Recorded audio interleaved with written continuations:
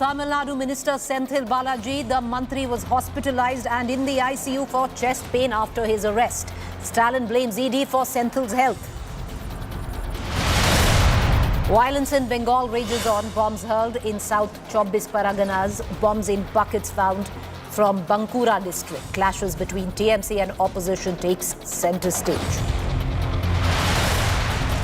Karnataka Minister M.B. Patil invites Adani and Ambani to invest in the state. All of this after the minister had said the state was keen on heading the operations and maintenance of airports on its own.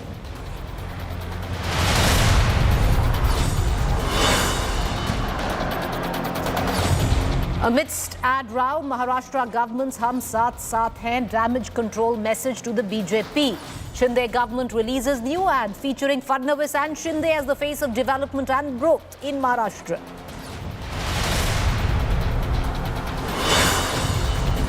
Nine dead in fresh Manipur violence, arson and firing reported in the district of Kangpokpi. This is the largest casualty in a single incident.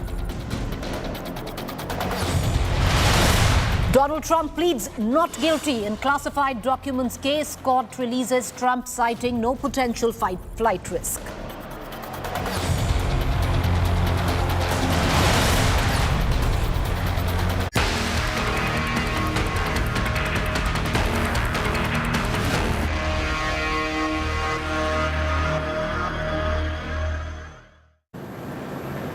Panchayat polls have ripped through the peace in the state of West Bengal. West Bengal remains on edge as poll violence continues in the state. Several vehicles were torched as clashes erupted between TMC workers and ISF. Violence was also reported between BJP workers and the state police in Bengal's Bankura. The situation remains very tense in Bengal. Here's the full report.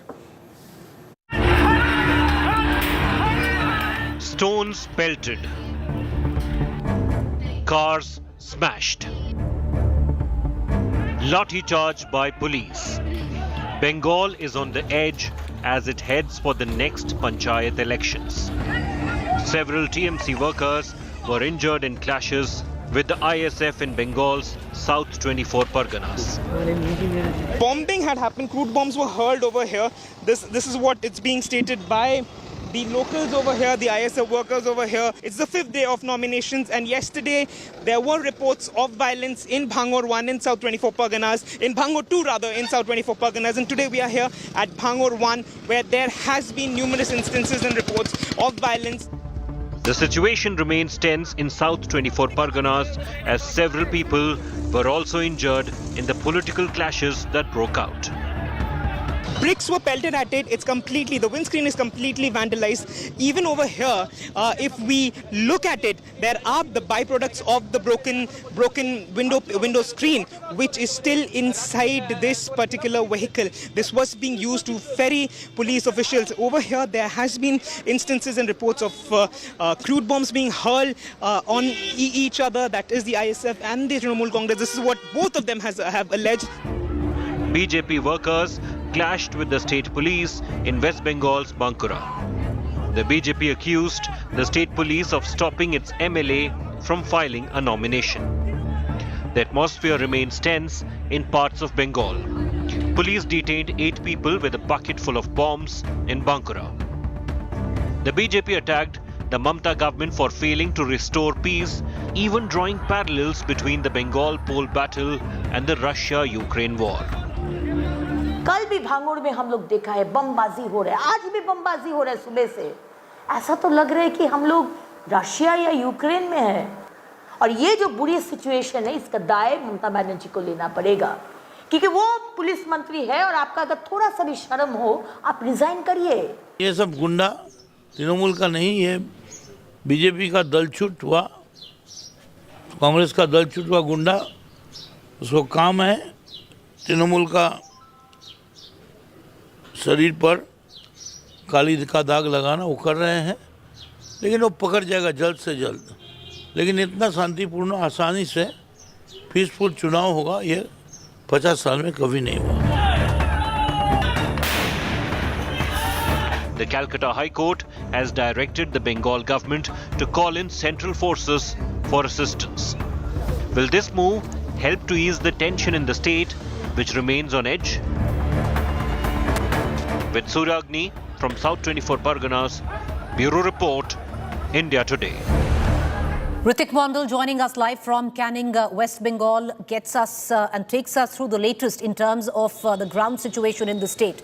Ritik, will you take us through district by district? What is the current state of affairs where law and order is concerned in the state of West Bengal? Preeti, just one day left for filing nomination for the very crucial Panchayat election, which is scheduled to happen on 8th of July. Ahead of the situation, Bengal is boiling, it's simmering. Today, in two different locations of South 24 Pargana, one in Bhangar and another is in Canning, situation went out of hand when in Bhangar particularly, which is it has been alleged that ISF supporters and the Panchayat aspirants, they were stopped by TMC cadres, and of course they engaged themselves in a pitched battle. The similar kind of incident also happened in Canning, but in a different way, where we did see that the two fractions of ruling Trinamool party, Trinamool Congress, they are hurling bombs to each other, pelting stones to police, and resulting several people were injured in this incident, including several cops. Remember, in Canning, but we know situation is still an uneasy calm prevails in the area. As of now, what we know that at least 25 people related to this violence have been detained, and some of them are belongs to the ruling Trinamool Congress party. It shows that in these days ahead, just ahead of Panchayat election to happen, and as Calcutta at a time when Calcutta High Court has already ordered to deploy central forces in the sensitive areas of the districts, and situations are remain unchanged in places like South 24 Pargana, be it in Birbhum. Continuous violence are coming from this area, and we know that in most of the cases, police personnel are acting as mute spectators. These are being alleged by opposition parties, and currently BJP. They headed to the State Election Commission, but we know that their aspirants who were denied to file their nomination, the Shubhendu Adhikari and Shukanto Mojumdar, they took them to the State Election Commission to file their fresh nominations. Currently, these are situations what we are seeing in West Bengal or in Kolkata over this very crucial. Ritik, appreciate you joining us. We're going to come back to you for more updates on that story. I want to quickly now shift focus to the other big politically developing story, and that comes in from Tamil Nadu.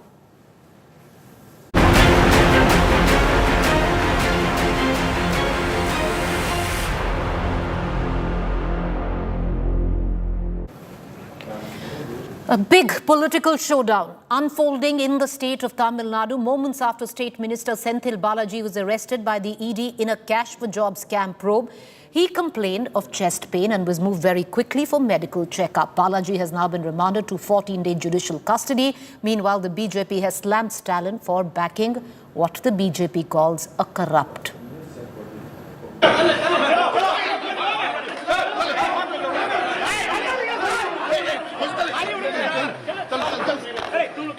Sobbing, clutching his chest, writhing in the car.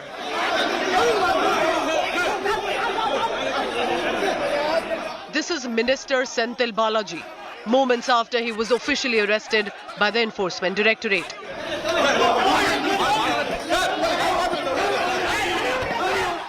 Dramatic scenes played out in Chennai at 2 a.m. this morning as Tamil Nadu's Power and Excise Minister V. Senthil Balaji, known to be Chief Minister Stalin's close aide, was arrested in an alleged money laundering case linked to the cash for job scam. What you see on your screens is Senthil Balaji being taken to a government hospital for his medical examination.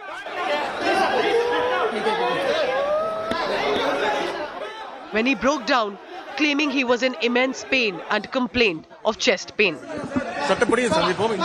BJP says that Enforcement Directorate only acted as per evidence, and DMK and the Chief Minister M.K. Stalin claims that Senthil Balaji getting chest pain is all because of the pressure exerted by ED officials, and Stalin says that this is nothing but harassment and intimidation for which DMK will not budge. Hours later, as the DMK ministers one after another visited Senthil Balaji, CM Stalin turned up at the hospital to extend support to his deputy. Stalin alleged that Senthil was pressured by the ED officers despite his cooperation, which triggered his chest pain. A showdown also peaked as the Dravida Munetra Karagam alleged that Senthil Balaji was physically assaulted by the ED officials. Whether he has taken a tablet, whether he has taken a food, nothing has been known. So it is absolutely a mental torture. It is wantonly has been done, harassed by the ED officials. If anything is happening to his health or whatever it may be, it is a responsible, absolute responsible is the Modi government only. The BJP responded by sharing this video, where the Mantri can be seen kicking at officials in the car. The BJP has mounted one attack after another at the Stalin government. Tamil Nadu BJP chief Annamalai shared an old clip of MK Stalin slamming Senthil for corruption before he joined the DMK in 2018. இந்த மாவட்டத்தில் ஒருத்தர் இருந்தார் அமைச்சர் செந்தில் பாலாஜி. அந்த செந்தில் பாலாஜி அமைச்சரவை 15 முறை ஏற்கனவே மாத்தி அமைச்சாங்க. அப்பெல்லாம் அவரை மாத்தல, சீனியர் அமைச்சர்லாம் மாத்தினாங்க. ஆனா இந்த ஜூனியர் அமைச்சரை மாத்திரம் மாத்தல. போக்குவரத்து துறையினுடைய அமைச்சராக இருந்து அந்த துறையில நடத்துனர் பணிக்கு 3 லட்சம், மெக்கானிக் பணிக்கு 6 லட்சம் என்று கொடுத்து ஏமாந்திருக்கக்கூடியவர்கள் லட்சக்கணக்கானோர். The BJP will consider this a massive victory in their corruption campaign against DMK. After the PTR file storm, this is the second wicket down for Annamalai. Now the kind of drama they did, that is uncalled for from yesterday. The Chief Minister himself going into the chamber, taking senior ministers along with him, thereby trying to create an impression that the whole government is with them. That sends a very wrong message. Oh, law is not same for everybody. If I join DMK, law is different. Support poured in for the DMK from opposition parties as Kharge, Pawar and Mamata rallied behind Stalin. अगर कोई गलती किया है तो उसको आप सुबह आके इंक्वायरी कर सकते थे. उनके खिलाफ कार्रवाई करके ईडी ने अगर रातों रात उसको लेके जाती है तो ये घटना मैं इसको कंडेम करता हूँ. We strongly condemn it, and if BJP feels, if they think that they will be able to get a few seats in Tamil Nadu in the Lok Sabha elections by using ED and CBI, I think they are living in a fool's paradise. They will not get even a single seat. As the political showdown peaks, Minister Senthil Balaji for the moment will remain in hospital, away from the ED lens, as the Mantri's medical bulletin confirmed he had 3 blockages in his heart, advising him to get a bypass surgery done.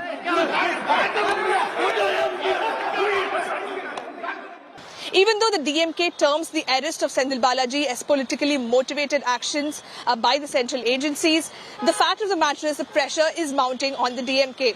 For Senthil Balaji handles key portfolios in the government, and he is someone the party cannot do with as far as the 2024 Lok Sabha elections are concerned. With video journalist Daniel, this is Shilpa Nayar in Chennai for India Today.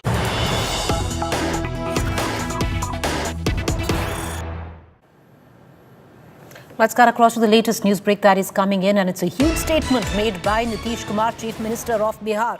Nitish Kumar has said that Lok Sabha polls could be held early.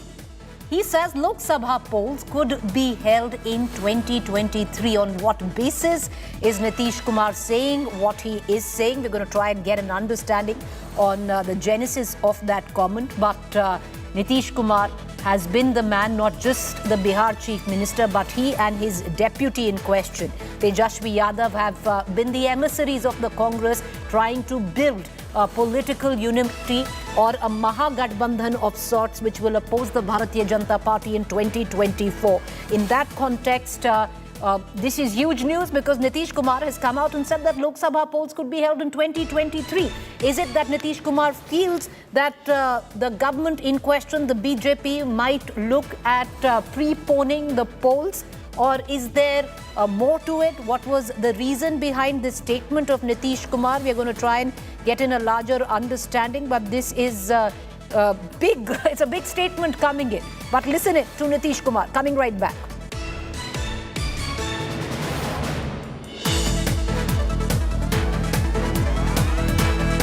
हम तो आग्रह करेंगे कि भाई आप तो कर दीजिएगा, अच्छी बात है। हम तो शुरू से कह रहे हैं कि और जल्दी करिए, जितना जल्दी करवा दीजिएगा उतना अच्छा है। समझ गए ना? कहे कि कौन चीज है, कब चुनाव होगा कोई जानता है जी? कोई जरूरी है कि अगले ही साल चुनाव होगा? कोई ठिकाना है कि और पहले ही चुनाव हो जाए? इसलिए जरा तेजी से कम मत करिए। समझ गए ना? हम आप लोगों को बता रहे हैं कि ये सब चीज में जरा तेजी से काम कर दीजिए, हमको बड़ा अच्छा लगेगा। All right, so that's the big news break that is coming in right now. Nitish Kumar speaking at an event in Patna in Bihar, where he made a statement which politically is big, because he says that Lok Sabha polls can take place before 2024. Ideally, Lok Sabha polls should happen between May and June in 2024. He says it could be held earlier. He suspects the government can pre-poll the Lok Sabha polls. He says the opposition is ready if that happens. This is just kite flying at this juncture, seeming so, but political statement there, not so much with any genesis behind it. What is it that Nitish Kumar wants to say? Let's once again listen into him.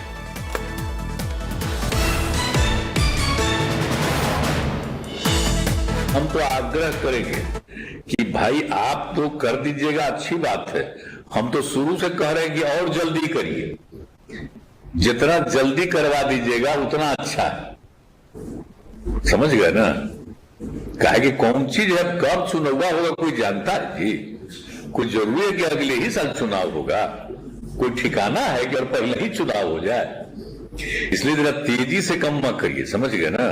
हम आप लोगों को बता रहे हैं कि ये सब चीज में जरा तेजी से काम कर दीजिए, हमको बड़ा। All right. Well, as of now, it's political kite flying. It's statements that are made to rip up politics around it, and that's what's really happening, because there's no genesis to it. It's a statement that Nitish Kumar made at the inauguration of a school in Patna, where he was questioned about Lok Sabha elections next year. And he says it could happen very well earlier than what the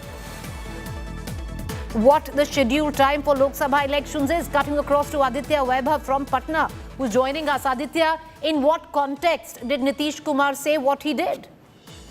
Well, exactly. As far as Nitish Kumar is concerned, he has technically predicted that the elections will be preponed, and the elections might be preponed. Just coming in, I apologize. I am just, I'm butting in, but let's get in reactions coming in thick and fast. Joining me right now is Mr. Ajay Alok. Ajay Alok ji, what do you make of this statement that very well that that elections, Lok Sabha elections, could happen much earlier than the scheduled time in 2024, sir? Well, it seems that Mr. Nitish Kumar, he's in a habit of, in recent days we have seen that he's in a habit of forgetting things. So he must have consulted some astrologer that has made some statement in his ears that yes, election could happen. Something like that must have happened with Nitish Kumar. No, he's saying it's your new party, sir, Mr. Alok, that has decided that in all probability they will try and prepone elections from the scheduled time. That's what he's seeming to suggest. I mean, the whole world still guessing what Narendra Modi will do next. Everybody is always under the fear that what he's going to do next. And Nitish Kumar is such a big astrologer that he has already gauged that what Mr. Narendra Modi is going to do. That's great. I'm amazed at Mr. Nitish Kumar's wisdom.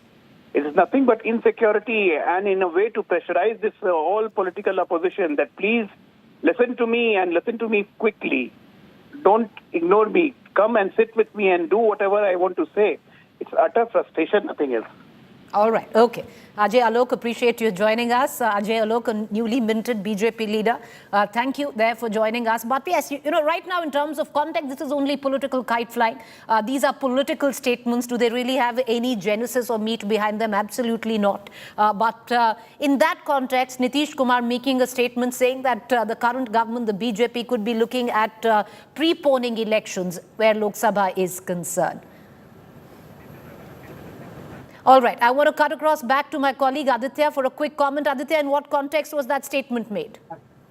Well, exactly. As far as the context is concerned, the Bihar Chief Minister Nitish Kumar has been facing tough questions as far as Bihar media or national media is concerned. And he is being asked different questions related to the construction of a proposed AIM as well. So this is something that has come very close on the heels of the statement given by Deputy Chief Minister and also State Health Minister Tejasvi Yadav, who today, while addressing another crowd, technically predicted that he could be technically named in the supplementary charge sheet and that action could be taken against him before 23rd when the opposition meet is scheduled.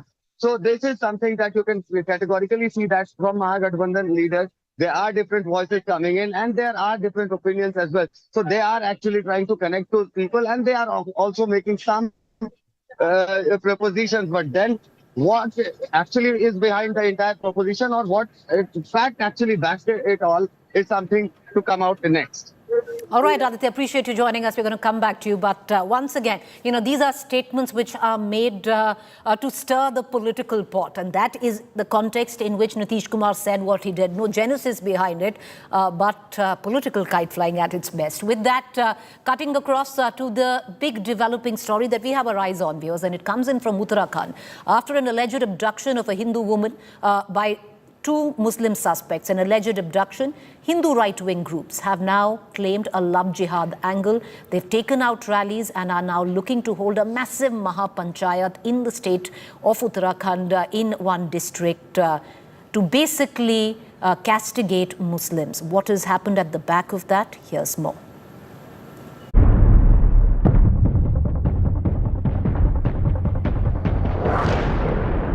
Muslim traders are fleeing Purola, a town in Uttarkashi, after hardline Hindu outfits set a deadline for their exit. Hindu right-wing groups took out rallies after an alleged abduction of a Hindu woman by two suspects, including one from the Muslim community. Shops of Muslim traders were vandalized by crowds raising slogans of Jai Shri Ram. The Hindu groups are alleging love jihad and land jihad in Purola.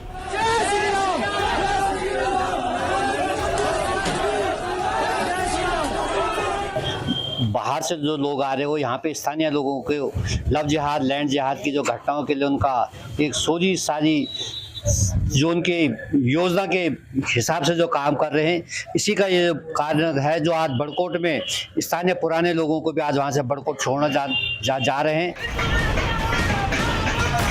Local Hindu groups have called a Panchayat on June 15 to protest alleged love jihad. The Uttarkashi district administration held a meeting with villagers but failed to convince them to call off the Panchayat.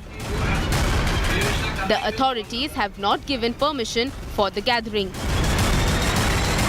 जो काम प्रशासन और police को करना चाहिए, आज वो काम जो है बजरंग दल कर रहे हैं. भाई एक वातावरण बनाया जा रहा है क्योंकि 2024 हमारे सामने है.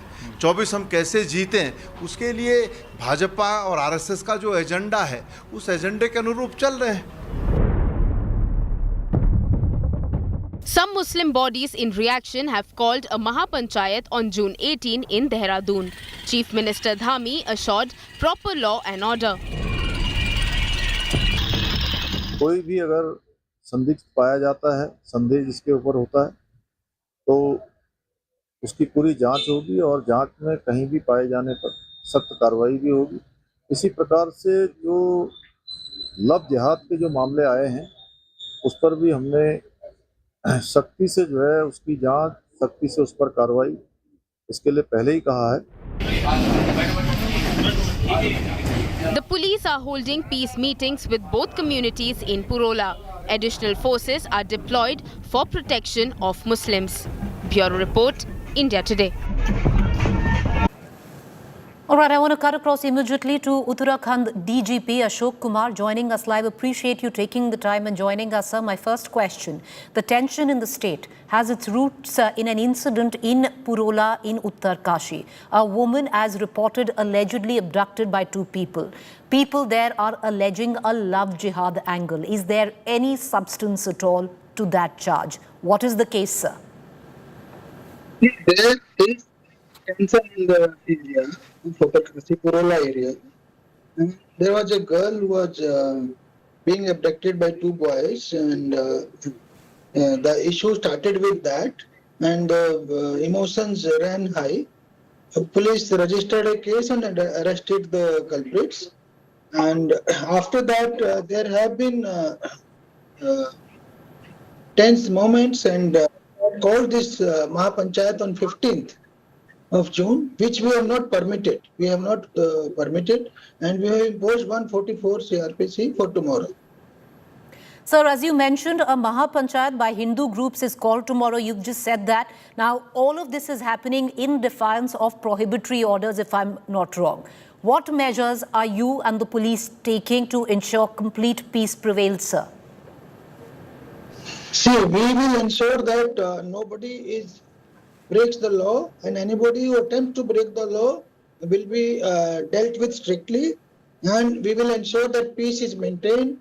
We will also ensure that all law-abiding citizens are given full protection by police. That's heartening to hear, sir. Also, what has happened at the back of that Mahapanchayat is a counter Mahapanchayat, which is being called by Muslim groups in Dehradun on June 18. Are you in talks with them also as to not allow that Mahapanchayat of Muslims to take place? Yes, Dehradun police and administration is regularly talking to these people and trying to persuade them that this Mahapanchayat is avoidable. If they agree, well and good. If they don't agree, again we will not permit the Mahapanchayat to happen, and we will ensure peace in Dehradun area also. Sir, in both these cases, you must agree that peaceful intervention needs to be made by committee members, by religious groups as well. Authorities should be talking to both communities. What was the outcome of these talks, if there were any? Were they receptive to the calls for peace or not? The peace committee meetings have been held in Uttarkasi, Purola, as well as in Dehradun, and some of the points are agreeable, some partial success we can say, but still, as in Purola, we have not given permission for Mahapanchayat, and we will ensure that law and order is maintained and nobody is able to break the peace. Similarly, in Dehradun also, we are trying our effort, we are making efforts through peace committees, and finally, if anyone dares to break law and order, to affect law and order or to break peace of the area, then we will take strict action against such elements. So, two suspects were arrested in the abduction cases in Purola. Were they both from either communities, which is Hindu and Muslim? Yes, two people are from both communities, yes. Many Muslim traders as well have now fled Purola after some Hindu outfits allegedly set a deadline to them to leave the place. Is there any investigation happening on that front? See, there has been a case registered and we are investigating into it, and as I told you, all law-abiding citizens will be given full protection by police. This is our assurance. Sir, जो love जिहाद की बात कर रहे हैं पुरोला के लोग, उसके लिए आपकी क्या टिप्पणी है? नहीं, हमारे लिए अभियुक्त है। कोई भी आदमी जो कानून तोड़ता है उसको कानून तोड़ने की इजाजत नहीं दी जा सकती। बहुत शुक्रिया सर कि आप हमसे जुड़े. Thank you so much that you joined us, sir. Appreciate it. We're going to keep a keen eye on all developments as they take place in Purola, Uttarkashi. For now, sir, thank you for joining us. Thank you for taking the time out. Meanwhile, slipping into the latest news break that's just coming in.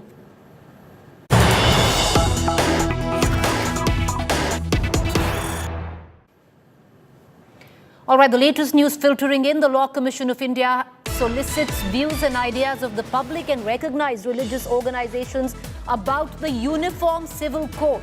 Calls for public comments on the issue within 30 days. The Law Commission initiates a fresh consultation process on Uniform Civil Code, seeks views from the public, religious organizations. What does it really mean? We're going to cut across to my colleague Anisha Mathur, who's joining us from the newsroom, who's going to take us through this news break. Anisha, if you can hear me, break it down for us. What does this indicate? I want to once again take our viewers through as my colleague Anisha is joining us. What has really happened here is the Law Commission of India has now asked for views and ideas of the public and recognized religious organizations coming in from different faiths on what they make of a uniform civil code. Anisha joins us. Anisha, take us through this news break. Well, yes, Preeti. Now, we've seen consultations on the from the Law Commission on the Uniform Civil Code also back in 2018, which is when the 21st Law Commission had given a report saying that there are a lot of issues that need to be considered when it comes to the various factors that have to be considered before a UCC can be given. In 2018, of course, the then Law Commission in a white paper had suggested that instead of a UCC, we need an overhaul of the personal laws.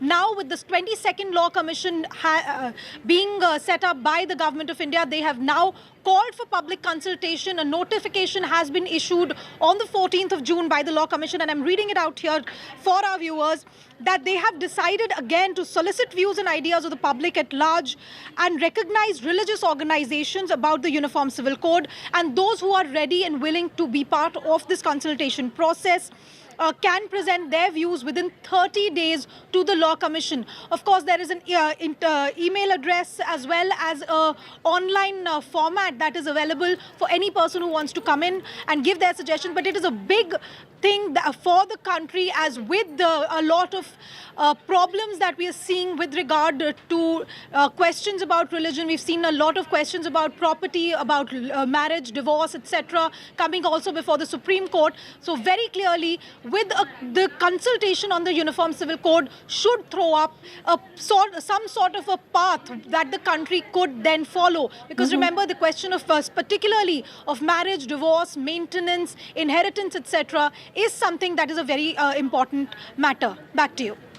Well, Anisha, thank you for breaking it down for us. Very, very interesting, because viewers, everybody understand the context in terms of the political sub-context to all of this. The government has constantly made noises that a uniform civil code is the need of the hour. Is it possible? Well, at least for now, the Law Commission has asked people and various religious groups from different faiths to come up and suggest on what they make of a uniform civil code. Can we look at a progressive uniform civil code? Trust us, we'll keep you informed. A quick break to stay with us on the other side. Is to the point.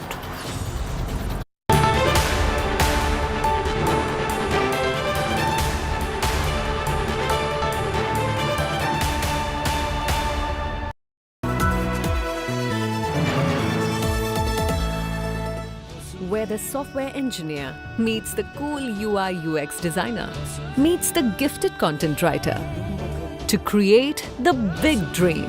The world comes together at Sharda University. So where are you? Where the software engineer meets the gifted content writer, meets the cool UI UX designer, meets the talented photographer to create the big dream. The world comes together at Sharda University. So where are you?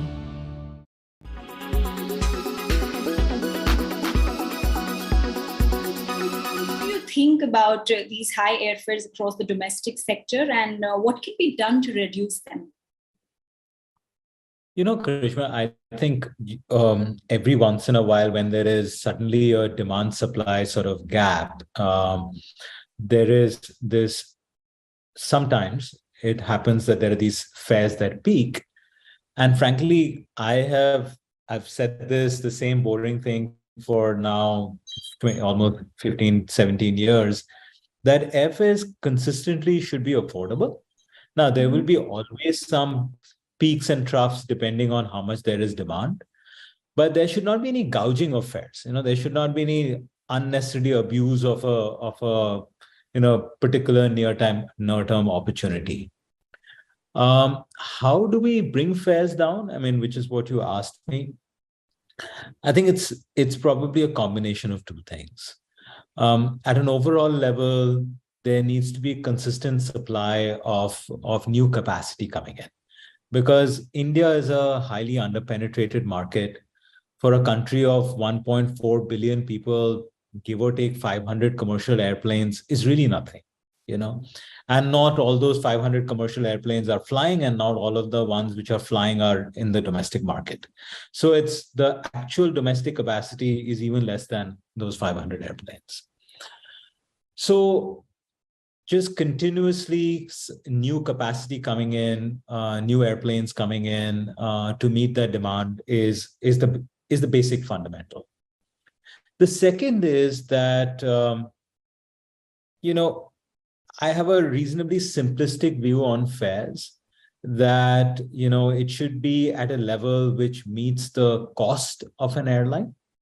And at the same time, it cannot be something which hurts the customer.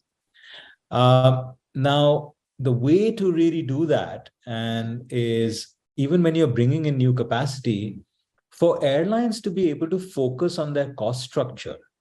Because if their cost structure is much lower than in the past, then the fares, even if they meet that cost, does not have to be something which starts, becoming a pain point for customers.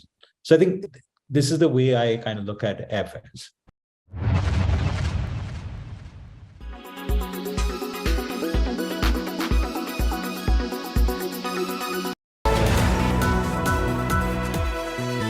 The world comes together at Sharda University.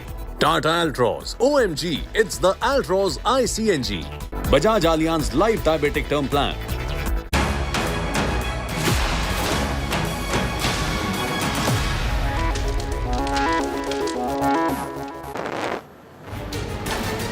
Good evening, you're watching To The Point. I'm Preeti